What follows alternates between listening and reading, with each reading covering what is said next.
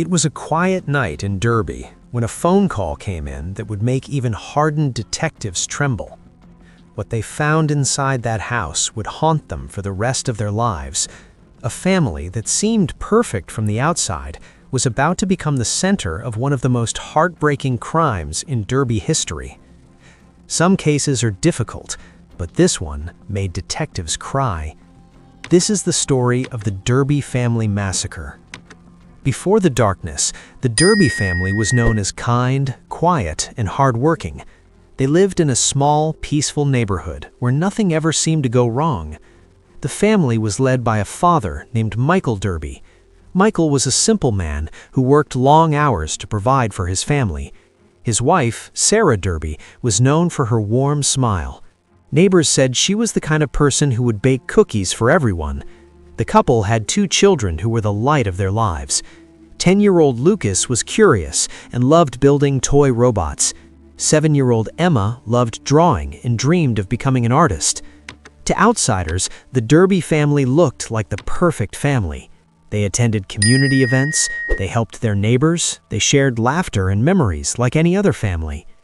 But sometimes the darkest stories hide behind the brightest smiles. Michael had moved to Derby 10 years earlier. He wanted a quiet place to raise his family. The small town offered peace and safety, at least that is what everyone believed. Sarah worked part-time at a local bookstore. People loved talking to her about their favorite stories. Lucas and Emma attended the nearby elementary school. Their teachers said they were polite and well-behaved. The family house was a small 2-story building with white walls. A swing set stood in the backyard. The sound of children playing used to fill the air there.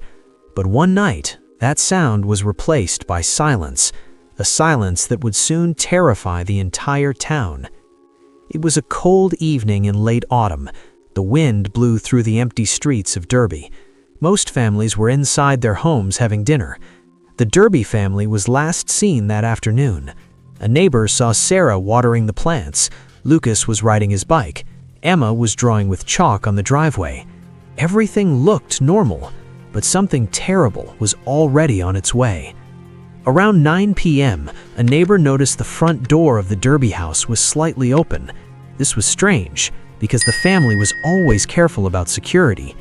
The neighbor walked closer. The house was completely dark. No lights, no sound, just an uncomfortable silence. Something did not feel right. The neighbor called the police. Officers arrived minutes later. At first, they thought it might just be a misunderstanding, but as they walked through the front door, everything changed. The living room was a mess. Furniture was turned over. Drawers were open. It looked like a struggle had taken place. Then one officer noticed something on the floor, a dark stain.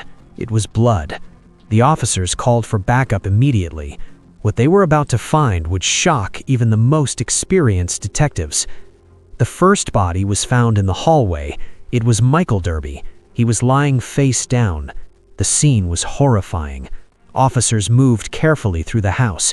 They hoped someone might still be alive, but the truth was far worse. Sarah was found in the kitchen. The children were found upstairs. The entire family was gone. The house felt cold and empty.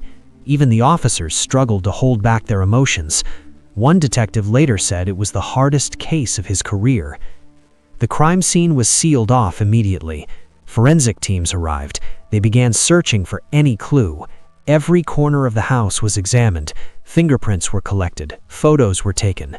The investigation had begun. The question everyone was asking was simple. Who could do something like this? Neighbors were interviewed. Many of them were in shock. They described the Derby family as kind and friendly. No one could imagine why they would be targeted. Detectives began looking into Michael's work life. They checked his emails. His phone records were analyzed, but nothing seemed unusual. Sarah's life was also investigated. Her friend said she had no enemies. The case was quickly becoming a mystery. Then, detectives found something strange. A back window was broken. It looked like someone had forced their way inside. But something about it didn't feel right. The glass was mostly outside the house. That meant the window was broken from the inside. Detectives realized this could be a staged break-in. Someone may have wanted it to look like a robbery. But why? Another discovery made the case even stranger. A small safe in the bedroom was open, but the money inside was still there. Nothing valuable was taken. So if it wasn't a robbery, what was the motive? Days turned into weeks. The town of Derby was filled with fear. People locked their doors early at night. Parents kept their children close. Everyone wanted answers. Then a new clue appeared. A security camera from a nearby street showed a car. The car passed the Derby house around the time of the crime. Detectives traced the vehicle. It belonged to someone who knew the family. His name was Daniel Cross. Daniel was a former friend of Michael. They had worked together years earlier, but their friendship ended after a business argument. Detectives decided to question him. At first, Daniel acted calm. He said he had nothing to do with the crime. He claimed he was driving around that night. But his story kept changing. Small details did not match. Detectives grew suspicious. Then forensic tests revealed something important. Daniel's fingerprints were found inside the house. He said they were from years ago, but detectives were not convinced. Then a shocking discovery was made. Blood traces were found in Daniel's car. The evidence was strong. Daniel was arrested. During interrogation, he remained silent for hours. Detectives pressed harder. The pressure grew. Finally, Daniel broke down. Tears filled his eyes. He admitted he had visited the house that night. He claimed he only wanted to talk to Michael. The argument quickly escalated. Anger took control. What happened next changed everything. The town of Derby was devastated by the confession. People could not believe such a tragedy happened in their quiet community. The story spread across the country. News channels covered every detail. The court trial lasted months. Evidence was presented. Witnesses spoke. The courtroom was filled with emotion. Many people cried as they heard the details. Even detectives struggled to speak about the case. They had seen many crimes before, but this one was different. It was a family destroyed, a home turned into a crime scene, memories turned into nightmares. In the end, the jury made their decision. Daniel Cross was found guilty.